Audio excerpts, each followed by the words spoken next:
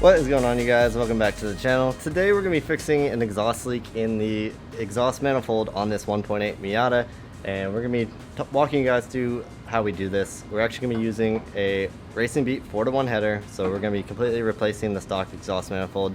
And there are a few things on the stock exhaust manifold that are pretty annoying, and we're already running into that as we're trying to get off the heat shield as the bolts are rusted. So we're going to walk you through this process, give you our tips and tricks on how to get this job done. So we're going to need to lift the car up to get underneath, but before we do that, we're getting everything we can on the top side. So that is the heat shield, and right now we're removing the air box just to get a little bit more room to work.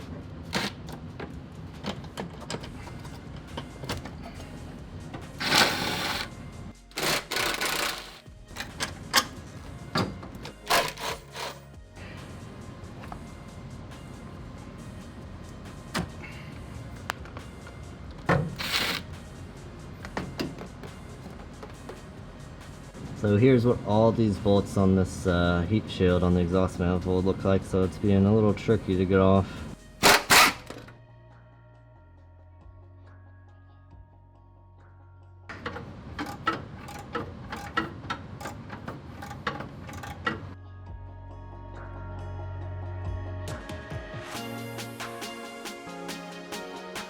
Alright, now with the heat shield out of the way, we can actually access the bolts that hold the manifold onto the side of the head.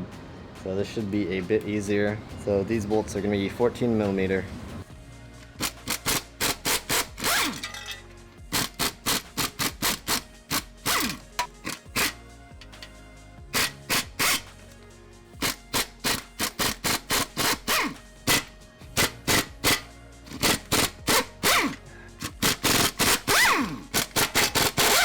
Alright, so our next challenge is going to be the EGR pipe that runs from the intake manifold to the third runner on the NA8s on this exhaust manifold. It's basically just a pipe. There's a nut on each end, so we're going to have to get in there with a wrench or something and try and loosen this nut.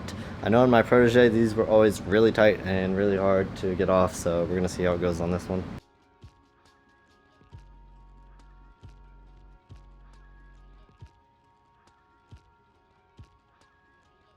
Alright, so on that EGR pipe, what we ended up doing was taking a 22mm wrench and kind of getting it in like this, and you can get on it, and I had just enough room just to get it started, because to loosen it we're pushing down like this. I had just enough room to get started, and then we kind of just came in here with an adjustable wrench and turned as much as we could till we got loose, and then able to get it basically hand tight and spin it off the rest of the way.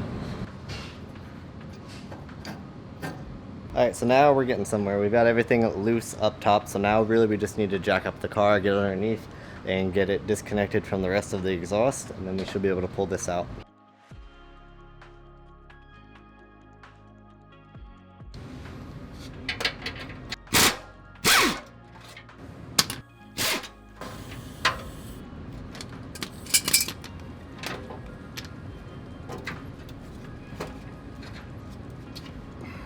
Alright, once you've got the two bolts to the cat portion disconnected, you're almost home free here. There might be a bracket that attaches it to the transmission. We left that out last time when we did the clutch job. So ours is pretty loose now, but also there is an O2 sensor here that we're probably going to need to get out of the way, just because getting this out is a pretty tight squeeze.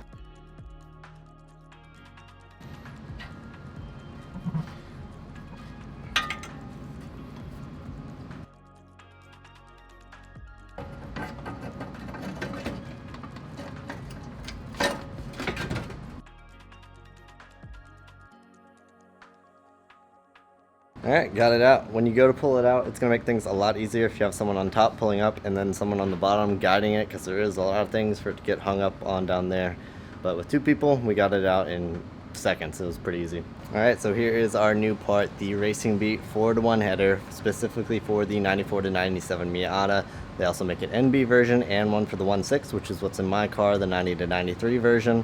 This is one of the nicest headers you can get for the Miata for sure. You're not going to have any fitment issues to worry about with like some of the eBay headers and things like that. This is not going to be difficult to install. It's going to fit properly. It's going to perform really well. As you can see, it's a beautiful piece. It's a piece of 304 stainless. Really nice looking welds on it. The flanges look really nice and well made. So our 1.8 version here has the EGR hookup on the third runner, just like the stock. It's also got an O2 bung here for our O2 sensor. And we've got a new gasket for the bottom portion that hooks up to the catalytic converter. And then one more detail before we go ahead and put this on the car. You might notice what looks like a dent here on the third runner. That's actually done intentionally to provide more clearance for the steering shaft. So don't be alarmed if you get one of these and it shows up looking like that. That is how it's supposed to be. So we're gonna go ahead and get this beauty mounted up and finish up the install.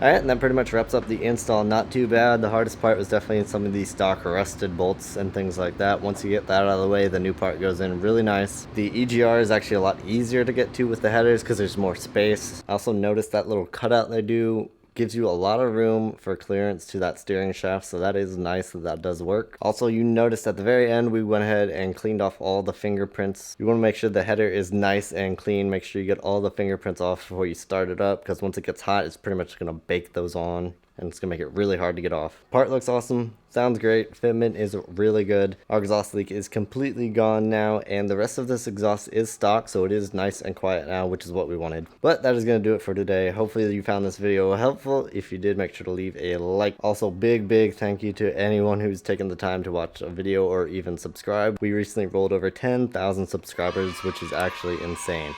Thank you so much. That's gonna do it for today. Have an awesome week. Thank you for watching. We'll see you in the next one.